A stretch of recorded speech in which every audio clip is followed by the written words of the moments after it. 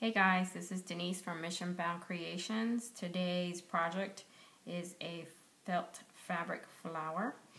It's a real cool project that has a lot of uses. It's real cheap to make and it's quick and easy.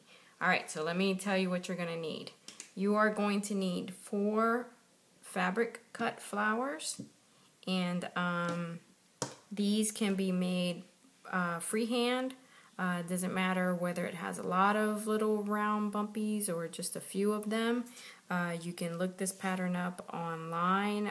Some coloring books have flower patterns, or you can email me and I will email you a pattern, and you can transfer that pattern over to a piece of cardboard, which works out really good because you can use this cardboard over and over again. If you want the flower to be smaller or bigger, then just make a photocopy of that pattern and zoom in and out when you make your photocopy. Okay? You're also going to need a needle. Make sure that it's a needle that's big and strong enough to go through 4 pieces of felt that are folded. And you need some thread. Don't worry about the color of the thread because it's going to be hidden. So this is a good chance for you to use all that ugly thread you didn't know what to do with. You also need a little round circle. You can use your excess felt fabric. Don't worry about the color because it's not going to show. So again, here's your chance to use all that ugly felt fabric you didn't know what to do with.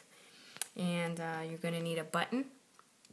Make sure your button is one that you like because it is going to show and that it complements your fabric nicely.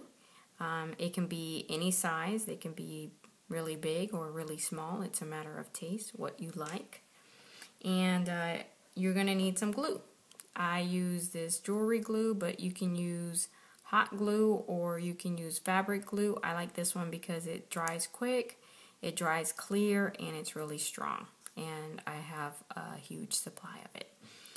And if you're a newbie to making these flowers, then it's a good idea to get some pins. Try to get at least 6 or 7 of these. It's going to make it easier for you to hold on to them. I don't use them, and they're optional. Alright, so now let's get to the project. This goes real quick because it's real easy.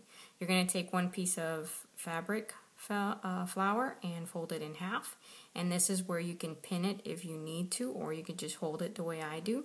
Take your second flower and fold it in half and put one over the other.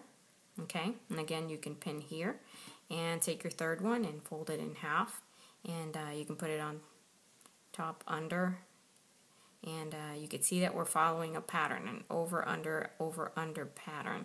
And here's your 4th flower. And bam, there it is. Alright, at this point, again, you can pin your flower like this to make it easier to hold, or you could just hold it with your fingers. And you're going to need to sew these 4 flowers together. And the way you do that is you basically go in and out on a cross stitch this way. And do it several times so that it's nice and tight. And if you make it nice and tight, the flower will pop up and open up and look a lot better. Okay? So that it looks like this. And again, make sure that they're nice and tight and done well. Alright, once you get this part done, then it's a matter of choosing which is your favorite side, what looks better to you. And once you've done that, get your button. And you can either glue your button on or you can sew it on. I prefer to sew it on simply because I like to see the thread on the button. So that's why I sew mine on. And you need to, at this point, decide what kind of thread is going to look better to you on the button. Okay, once you have your button on, and again you can use all kind of buttons, you need to get that little yellow or any color that you chose, that little circle of felt, and you're going to glue this on. Now you can glue it or you can sew it. I like to glue it. Once you glued that on, that becomes the base for what you're going to do with your flower. Okay, you can make it a hair accessory by putting a clip on it, hot glue a clip to it. You can hot glue it to a headband, or you can get one of these ponytail holders and you can glue that, or you can sew it. Whichever one you choose to do, it's a good idea to take a second piece and put that on top, because you're going to be pulling on this ponytail holder and you want it to be nice and secure. Okay, once you do that, as you can see, it's not going to show. Alright, my favorite way of using this is to put this pin, and then it becomes a brooch. Okay, and the reason I like this is because I can use this little flower again and again and again. I can put it on my t-shirt, and when I need to wash my t-shirt, I can take the little flower off.